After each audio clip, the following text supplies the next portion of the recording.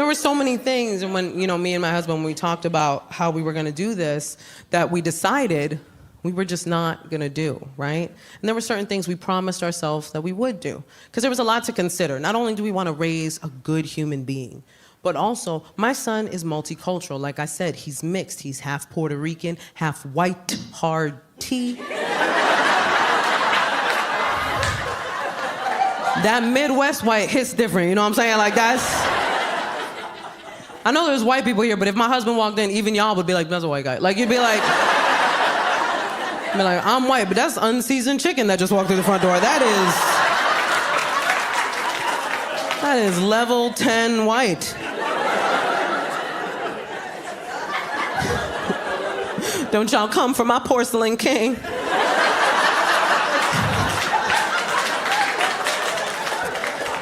There's a couple guys in the audience that are like, porcelain king. I'm gonna use that later. But I had to think about that, man. Like, my son is mixed. Or as I like to say, his DNA's been colonized.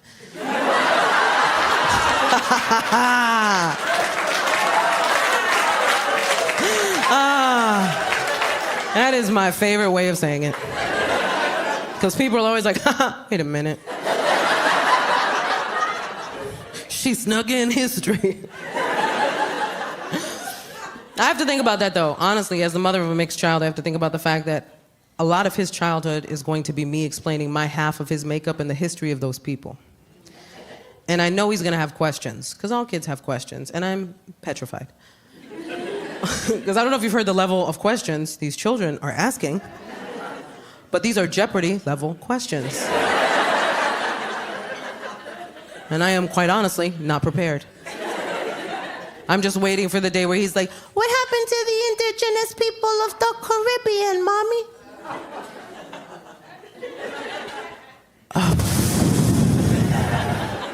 And then I just look at his dad.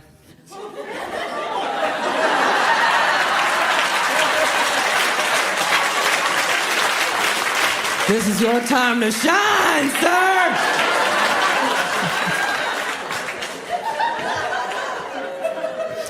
My poor son is walking around like, I come from the oppressor and the oppressed.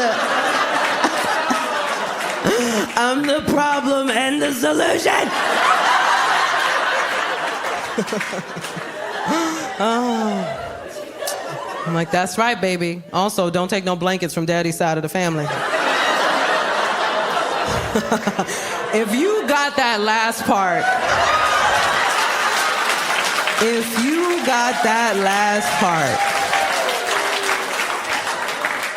I love you from the bottom of my heart. Because the amount of times I'd looked out at an audience of people that's like, what's wrong with their blankets? What's wrong? What's the thread count on the blankets?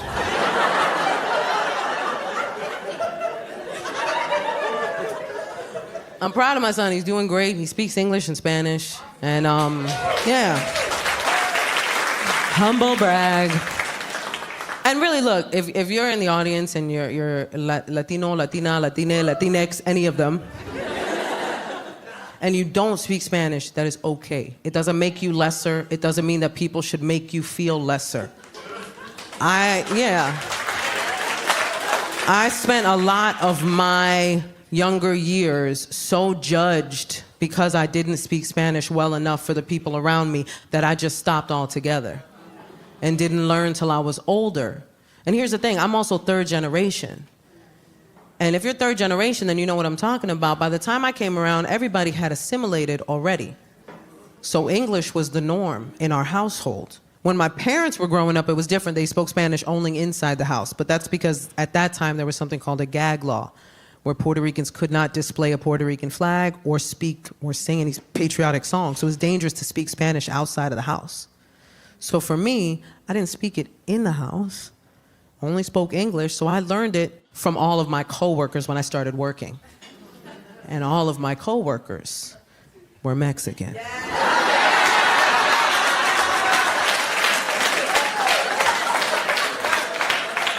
So my Spanish is very confusing. Because I'm a Puerto Rican who speaks Spanish with a Mexican accent. but uses Puerto Rican and Mexican terminology. My Spanish sounds like what a ransom note looks like.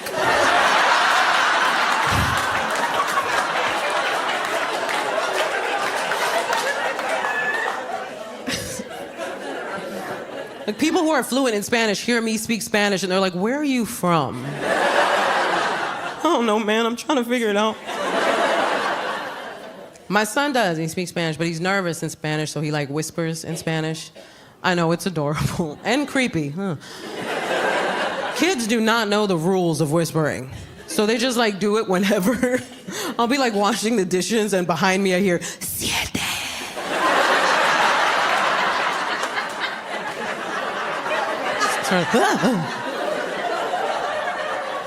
Mommy's gonna burn some sage now. Try to get the demon of Columbus out of you.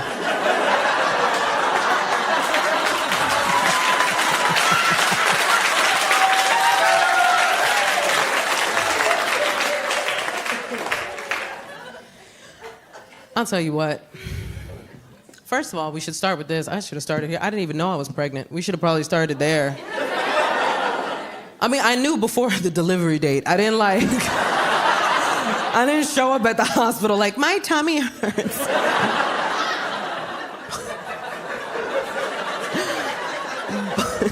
But I didn't know for a while. I'm gonna be real with y'all. I didn't know for a while. And then people are like, how did you not know? Well, that's what happens when your weight fluctuates. Nobody talks about this. But my weight went up and I was like, oh, I'm fat again. Like, I wasn't mad about it. I was like, who's thick? You thick? Ow. Like, I was like... My thighs got bigger. I was like, I'm about to change some lives. And then I went to a doctor and he was like, nah, that's a person. Like, what's wrong with you? It's a whole baby. I was like, that's a foot? I thought that was gas. That's wild. You sure? Check again. I ate some cheese earlier. You might see a block of brie. That looks like a foot. But it was a whole baby. Freaked out, I'm not gonna lie. But as soon as I saw that first, like, ultrasound, I was sold. That was it. I was sold, man. And I had a great pregnancy. I had no complications, no morning sickness. And all my girlfriends who had kids were like, must be nice. I was like, it was. I can't help it if I'm God's favorite, man. Pick a God, any God. I'm a favorite across the board, man. I thought about it, but I'm also a person that has anxiety. So, like, if you have anxiety, you know you're going to spiral no matter what. And when things go good, you're just waiting for something bad to happen. Anxiety is a terrible trap that we get caught up in. Because here I was having the most beautiful pregnancy, and all I kept thinking was something's going to go wrong. Something's going to go wrong. And sure enough, I thought of something. Because you think hard enough, you're going to create a problem. And right away, I was like, oh, I know what it is. I didn't know I was pregnant for a while, and I'm a weed smoker. And I was like, maybe my baby's a little too relaxed.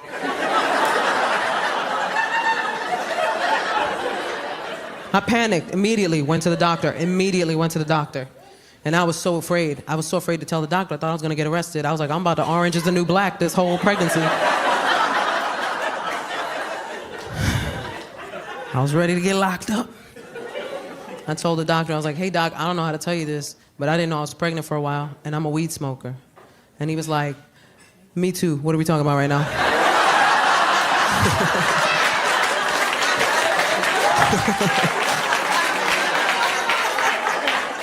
He's like, you got a plug? Sir.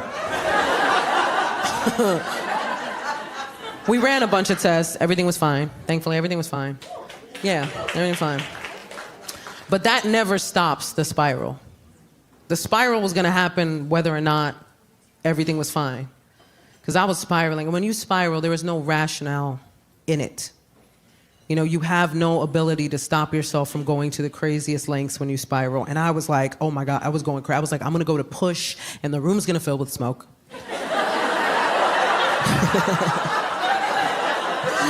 Just like a Snoop Dogg video. My son comes out like, 1, 2, 3.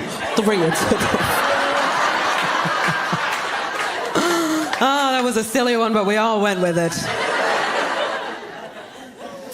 Everything was fine. I'll tell you something, man. Giving birth during the pandemic was wild. It was wild, man. They ushered us all into this, like all the pregnant women into this one room. We didn't all arrive at the same time. But they ushered us all into this one room and then separated us by curtains. And it's my first kid, so I was like, this seems legit. I'm sure those are special pandemic curtains.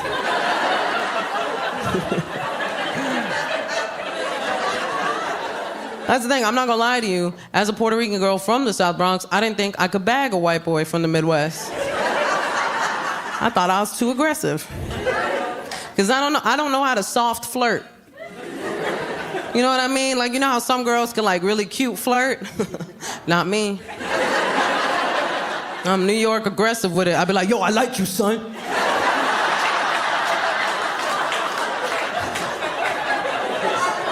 You trying to do this? Hey, yo, you trying to smash?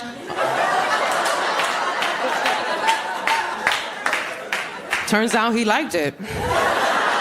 He was like, I'm scared, I'm gonna follow her. But I'm not gonna lie to you, man, moving from the Midwest to New York, what a culture shock.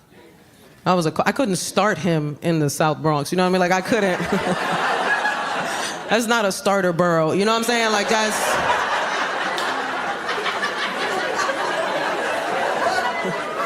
Right? We don't start people in the Bronx. We end them.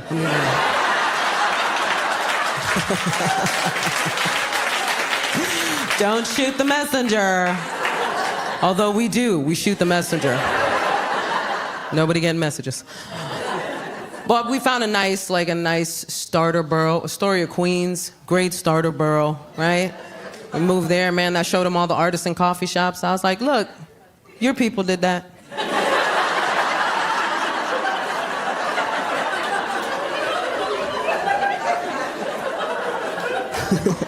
We moved to this nice, quiet neighborhood, or so we thought, till one day we were driving around and a fight broke out in the middle of the street. Two grown men started beating the crap out of each other. And my sweet Midwestern husband was like, oh no. I should do something.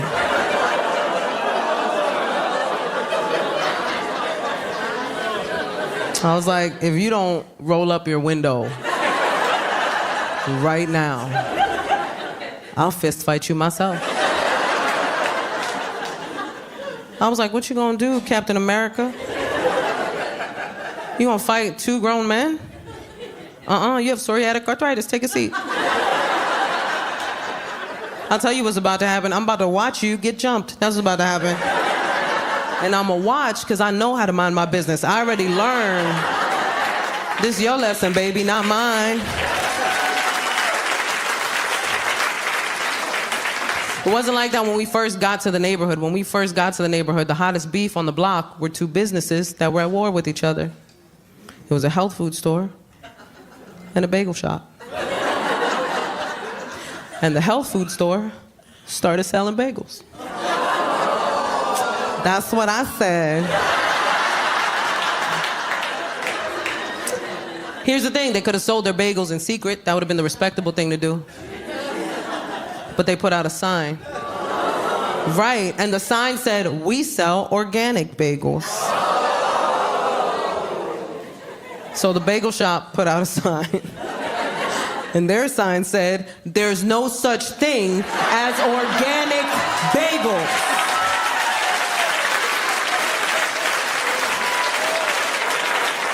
I saw that, I was like, the block is hot. It's hot in these streets. My favorite thing is like, people still, no matter how crazy it is in New York, people still want to come to New York. They still want to come. People dream of coming to New York. They always tell me it's my dream of going to New York City. And we know why. New Yorkers, we know why. You want something crazy to happen. You want to see something wild. You want your weird New York story. I always tell them, come. It'll happen. We aim to please. The homeless will always provide. I'm sorry, the unhoused. Cupcake? Cupcake? I don't know. I realized that that's our PC term now, is unhoused. And look, I was an English major in college. I'm down to play with language. Let's do this. But we can talk about unhoused, can't we? It's goofy. I'll tell you why. Number one, that's the same word. You can't convince me otherwise. I have a thesaurus. You ain't gonna lie to me. And two, it sounds worse. Right? Homelessness sounds like a situation that could not have been prevented. Unhoused sounds like somebody just rolled up on them. And was like, I'll be taking this. And no more house for you. The second I heard it, I was like, what an elitist, privileged way of describing a situation, right? Right, you can hear it right away. Did you hear about Janice? She was recently unhoused. That's the kind of word that is only used to make the speaker of said word feel better about acknowledging a situation they know nothing about. It just makes them uncomfortable to acknowledge it, so they created a word as a buffer, but there's no progress in that word. There is no help in that word. And if you've ever lived in that situation, then there are a bunch of words you would have used instead of that word. Like, I was shocked. I was like, nobody thought of nomad? That's my first choice. Can you imagine you roll up on a homeless person? What up, my nomadic brother? Way to stay off the grid, man. I, too, am anti-establishment. Some of the words, honestly, some of the changes, I'm okay with. You know what I mean? Some of the changes I think are pretty brilliant. I know a lot of people are upset with all the PC language, but I find it kind of entertaining. Like, did you know on social media now, they're calling smoking weed gardening? I love it. Oh, it makes me sound so much more productive. I've been gardening all day. Gardening helps me deal with people.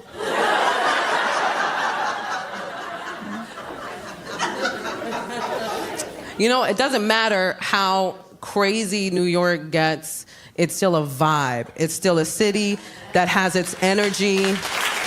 Man, when you think about it, even when COVID hit, we were the epicenter. Even COVID came through like, oh, New York is lit.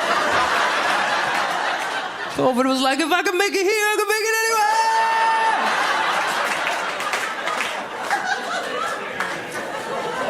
anywhere. Lived its best life. I remember when they released us,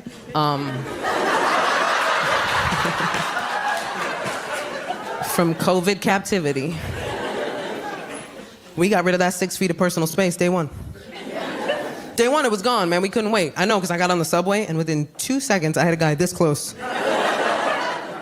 Right in my face like that. I was like, sir, we're the only 2 people on this train.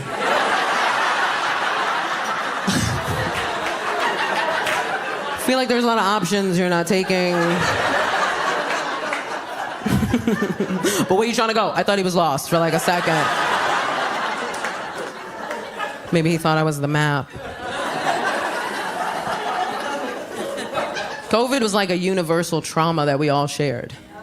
What a crazy time. Everybody's life changed. Things changed for people. I became a mom during the pandemic. I had a baby, which is wild. Thank you, most of you. You know what? I realize I get a different response depending on, like, lifestyle-wise and generationally, like, who's in the crowd. Like, if it's older people or people with kids, they'll be like, woohoo, you made a person. But, like, young, single people, y'all be like...